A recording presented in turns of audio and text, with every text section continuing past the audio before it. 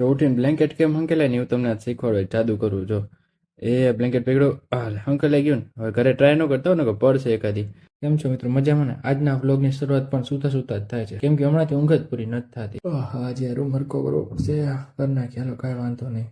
હરકો કરીને બહાર જઈને વિચાર્યો કરવું તો કરવું શું આજ નદીમાં કઈ વાંધો નહીં હાલો ત્યારે આજ સાયકલિંગ કરી. સાયકલ એ ઘરમાં હોય જો હવે આ સાયકલના ફાયદા તો ઘણા જો વધતી ઉંમરે તો ભાઈ ઢીચણના દુખાવા થાય કેડના દુખાવા થાય આ બધી વસ્તુ ન થાય ને એટલે આવી એક સાયકલ ઘરમાં વસાવી લેવી. ખબર છે કે આપણે બહાર સાયકલિંગ કરવા તો જવાનું નથી. સાયકલ એટલા માટે કહું છું કેમ કે આમાં તમને બધું બતાવે તમે કેટલું ચાલ્યા કેટલી સાયકલ ચલાવી કેટલો ટાઈમ રહ્યો હવે બધી વસ્તુ તમને આમાં દેખાડે બરાબર. એટલે હવે તમે જો આ સાયકલની લિંક જોતી હોય ડીએમ કરજો કાં તો હું તમને પર્સનલી મોકલી આપીશ. હવે જો આપણા ઘરની પાછળ છે ને એક આવું ગ્રાઉન્ડ ભરાણું છે જે નવા આવું આવજો. હવે સાંજ પડતા અમે ગયા વોલીબોલ ગ્રાઉન્ડે ત્યાં તો વરસાદનું પાણી ભરાઈ ગયું હતું. એક ગ્રાઉન્ડ કોરું હતું ભગવાનની દયાથી એટલે રમવાની ત્યાં મજા આવી હોય ત્યાં રમવાનું મેળ તો પડી ગયો. બીજું બધું ઠીક પણ ભાઈ તું ત્યાં ચડીને કરે શું ત્યાંથી હેઠો પડે છે ને ભાઈ સીધો પાણીમાં પડી રહેવા દો ભાઈ કાલ મળીએ ચલો.